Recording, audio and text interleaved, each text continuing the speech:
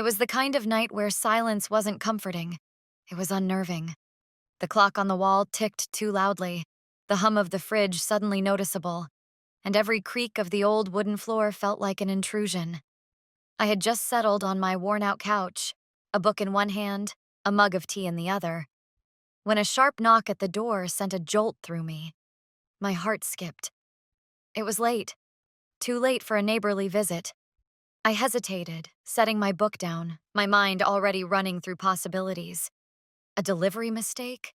An emergency? Or something worse? I tiptoed to the door and peeked through the peephole. It was him.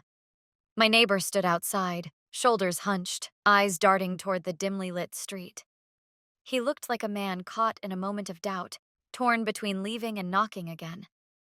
The sight of him like that, so uncharacteristically hesitant, made my pulse quicken. We weren't close. Friendly, sure. We exchanged polite nods at the mailbox, made occasional small talk about the weather, but that was it. And yet, here he was. I unlocked the door but didn't open it fully, keeping a barrier between us. "It's late," I said cautiously. "Is everything okay?" He exhaled, running a hand through his hair. I'm sorry for showing up like this," he muttered, voice strained. "I didn't know where else to go." There was something in his tone, an urgency that I couldn't ignore. A hesitation flickered in my chest, but I stepped aside, motioning him in. "Come inside." As he crossed the threshold, the cool night air seemed to cling to him, a stark contrast to the warmth of my apartment. Something about this moment felt significant, though I didn't understand why yet, but I would soon. He sat on the edge of my couch, elbows resting on his knees, fingers clasped together like he was holding something fragile. I leaned against the armrest, watching him, waiting. The air between us was thick, unspoken tension wrapped around the room like a heavy curtain. "I don't know why I came here," he admitted, shaking his head.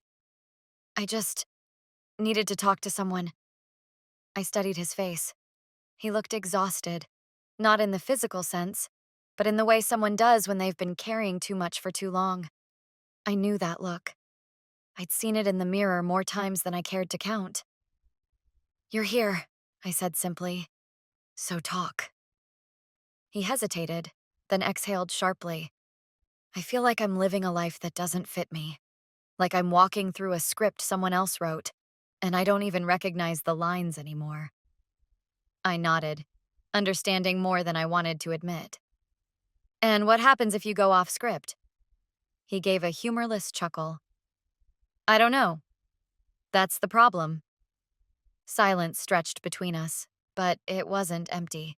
It was full of unsaid things. I wanted to tell him I understood, that I, too, had felt trapped in expectations, in routines that weren't mine. But I said nothing.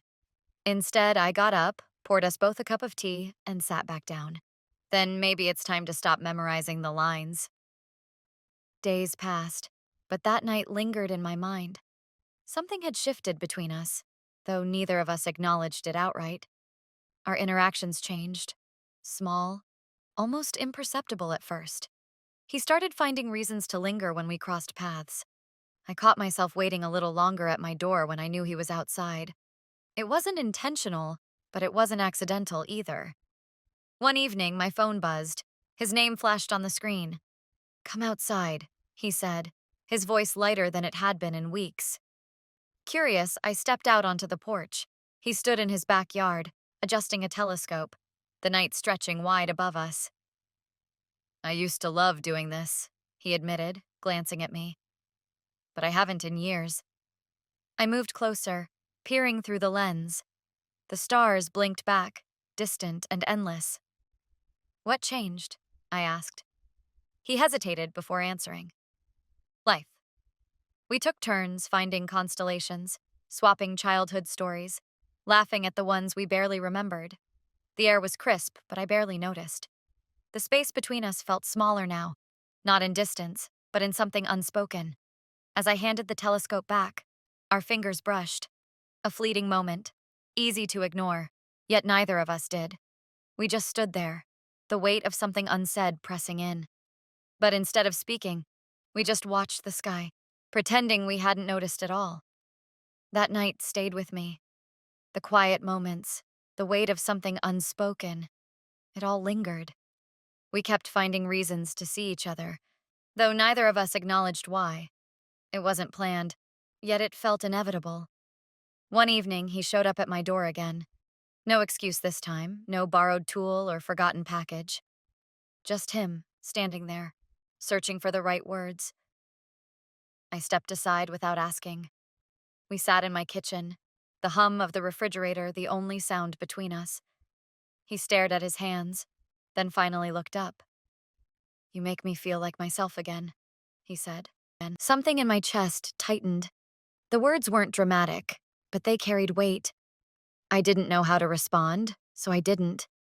Instead, I reached for his hand, not thinking, just acting on something that had been building for weeks. Then, without thinking, we both leaned in slightly, just enough for the space between us to disappear.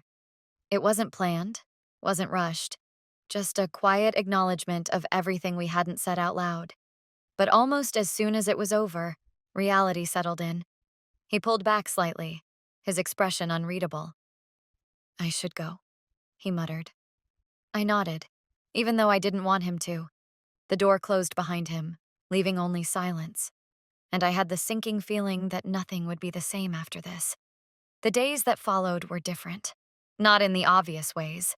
There were still casual greetings, still moments where our paths crossed. But something had shifted beneath the surface. He didn't linger as much. I stopped waiting by the window, telling myself it was just another ordinary day. But it wasn't. One evening, I was outside watering the plants when I saw him. He was sitting on his porch, staring at the sky like he was searching for something he'd lost. A part of me wanted to go to him, to break the silence that had settled between us, but I hesitated. I wasn't sure what I'd find in his eyes this time. The next morning, his car was packed. I stood at my window, watching as he loaded the last of his things. He moved with a quiet determination, not hurried, not hesitant, just final. He didn't knock, didn't say goodbye. He just glanced toward my house, pausing for barely a second before getting into the driver's seat. And then he was gone. I sat on the couch that night, staring at the empty space where he used to sit. I told myself it didn't matter, that people come and go, that not everything needs closure. But the truth sat heavy in my chest. Weeks passed. The air felt different without him, like something had been removed from the equation, but left an empty space behind. Then one evening, I found something in my mailbox. A small envelope with my name, no return address. Inside was a folded piece of paper. No long explanation, no unnecessary words. Just one sentence, written in familiar, hurried handwriting. "Not everything has to last forever to mean something." I read it again, feeling something shift inside me. Something I couldn't quite name. A sense of loss, maybe. But also something else.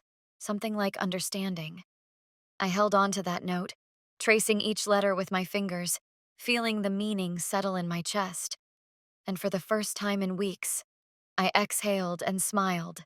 This is an artistic and fictional creation intended for both entertainment and educational purposes. Any resemblance to actual people or events is purely coincidental. Some scenes and dialogues in the video are part of a dramatized performance and incorporate elements of grotesque, satire, and exaggeration. The creator stands against discrimination, violence, and hatred. This channel fully complies with YouTube's policies and does not infringe upon copyright laws. Bye.